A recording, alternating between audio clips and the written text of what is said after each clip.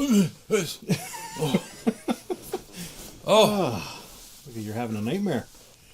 It's about a car. Remake? A remake. Or a It's a sequel? remake, Mare. A remake, yeah, a sequel, Mare. Oh. God damn it. God damn it.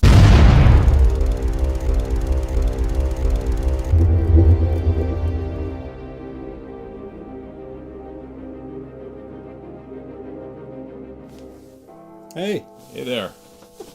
Welcome to Happywax TV Yeah. and the Doom Goring Report. Happywax. Axemaster. Thank you. And yeah, tonight we are unfortunately talking about the Car sequel. One of my favorite fucking movies of all time. Oh, I'll tell you something though. It's not as bad as it could have been, because when I first saw this, the trailer or the poster, I thought it was a remake. And then when I found out it was a sequel, so I was pissed. I was actually angry.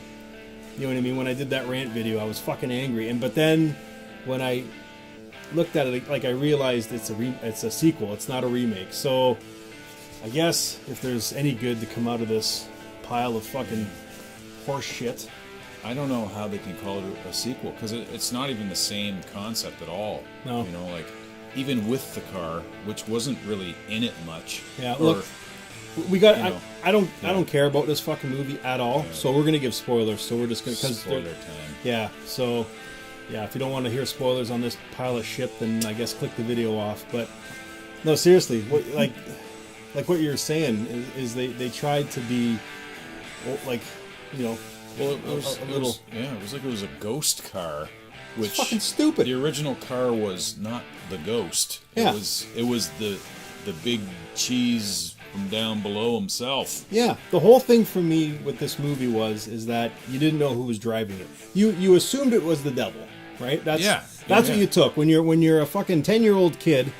When you see the door open a crack and it's red inside, and at the end when they blow the car up and you see the smoke horns, you assume it's the devil. Okay, It's pretty self-explanatory. Yeah. At that point. so what the fuck does this have anything to do with a guy getting thrown out of a window onto his car and possessing that car? Yeah. That's more into like the Christine sort of thing. Isn't that what happened in Christine? Didn't that car get possessed? Or I don't know, but it doesn't Yeah, have. it's weird. Yeah. Whatever it is, it has nothing to do with the fucking original. car. No, and I said it was the wrong setting. Yeah. Everything. Like, the beauty thing about the car was, the original car was that it comes out of nowhere. Yeah. And you're living in nowhere because you're in the middle of the fucking desert somewhere in California, and it just comes. It's this dust trail, and nobody knows why. And you hear the horn, and there it is. There's this, and it was ominous looking, right? And I said to you, that's a fucking Chrysler 300 made up to look like something. You couldn't tell what the car was. Yeah. The original car. It was fucking cool looking. Yeah. Right? It looked like Satan's car. Yeah. For the 1970s, anyways. Yeah. And yeah, and then all the other shit that happened in the movie was like a completely different. Like, there was this science fiction, almost Mad Max-ish sort of thing going on. So, yeah, like, okay, so basically it's, like, takes place in the future. Like, what is it? In the dilapidated cyberpunk city plagued by crime and corruption, an unscrupulous district attorney is savagely murdered and tossed out of a building onto his brand new car. That's the fucking synopsis for this movie. And then he goes around, possesses this car, goes around, and just shows up out of the blue. Takes revenge on the people that killed him. Yeah, and just runs them over. So it's fucking stupid. It's and then they try and be a little old school or nostalgic or whatever it is. They got Ronnie Cox in here, who probably hasn't made a movie in 40 years, and they fucking find a thing in the junkyard after it gets beat up, so that he puts well, it's not even the original front end. No. It actually looks fucking stupid on this car because it doesn't match it at all, but he puts the front end of the old car on this car, and we're all supposed to go, oh my god, that's so fucking awesome. Well, it makes the car look even fucking stupider than it already is. Like, Chrysler 300 with a nose cone glued to it. There was two things about the car that if you're making a car sequel or anything, you have to have the horn, right? Oh, God, there was no fucking horn. And you have to have the engine sound.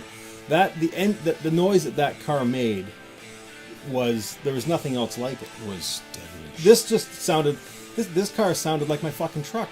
It was just like your normal everyday fucking motor when he revved it up. It was so fucking stupid. And then they're karate fighting, and I mean the gore. You have to admit the gore was pretty good in the movie. That was the only thing.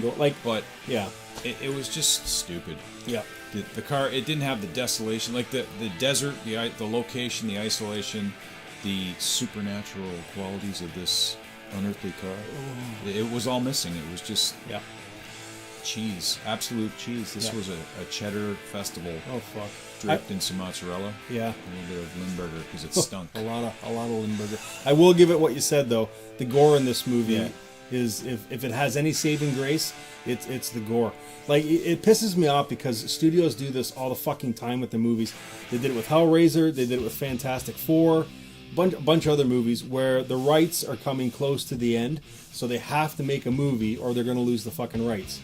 So what they do is they make piles of shit like this and just pump it out. And the poor fucking people, like we were just saying on IMDb, you go down their list and they don't even, like, they have the people listed, but they don't even have who they played. Yeah, who they played and listed. When I did my rant video on this trailer, it was like almost a week after the trailer came out before the IMDb page even went up, and Ronnie Cox still hasn't even got it on his fucking page. So what does that tell you? Oh. I did go home and watch the original car last night. Yes, good. Get this, because that was good. It's like a salt cleanse. You got to get the original Car 3 to get rid of this piece of shit that just kind of lodges itself inside you. It's brutal.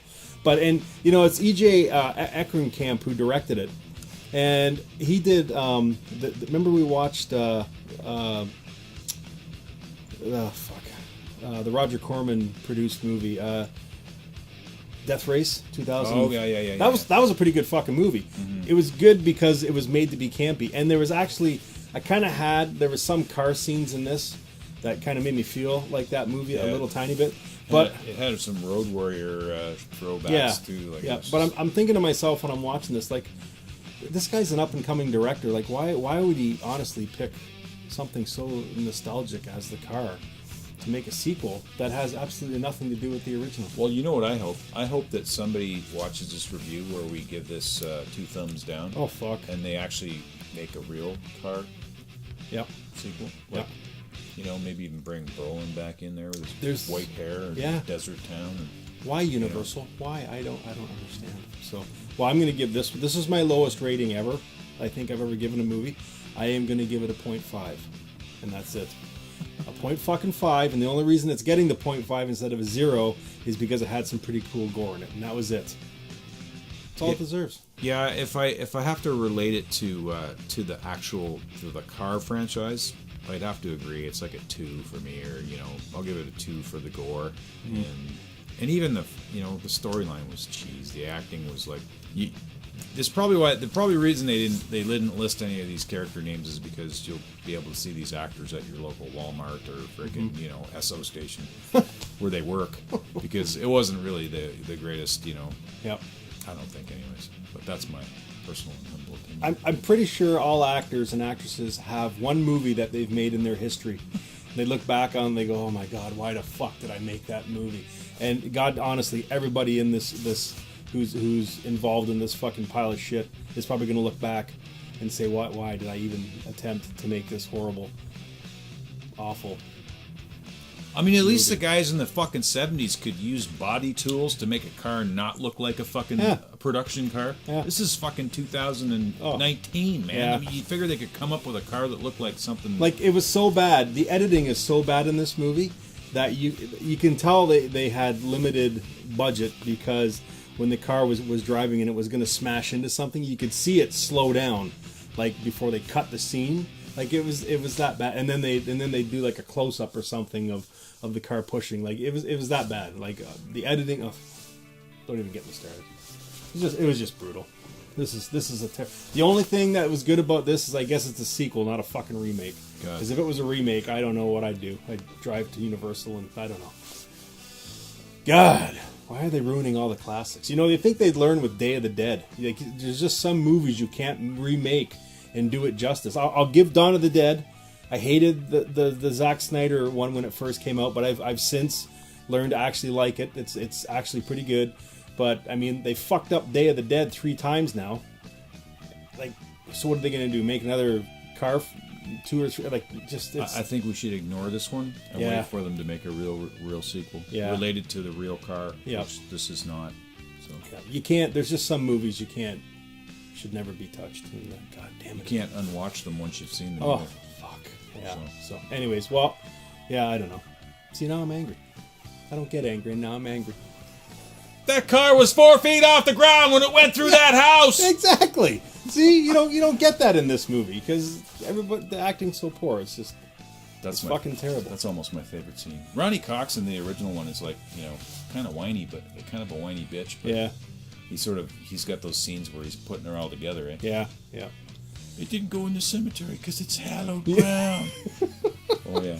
Anyways, we're talking about this but other car which didn't exist. yeah, if you do have the unfortunate pleasure of watching this movie, do what he did, and after you watch this pile of shit, and you're constipated with this awful abomination, go watch the original, and you'll just flush this new sequel out, and be cleansed by the 1977 version. Because, beautiful bell bottoms and Yes. 1970s cars and a car that actually looks and sounds like it's from hell, not from your local dealership. Every time you see the road from inside the car, it's tinted red. Fuck. Yeah. It's the. What the fuck? Anyways, okay. Yeah. All right, there we go. It's another one. Yeah. In the books. Wow. All right. Well, I gotta go have a shower now to get this fucking filth off me. Wash your eyeball. Oh, with bleach. All right. We done? I think we're done. Okay. I'm not even gonna say stay scared. I'll just because you won't be scared of this one. No, just try not to vomit.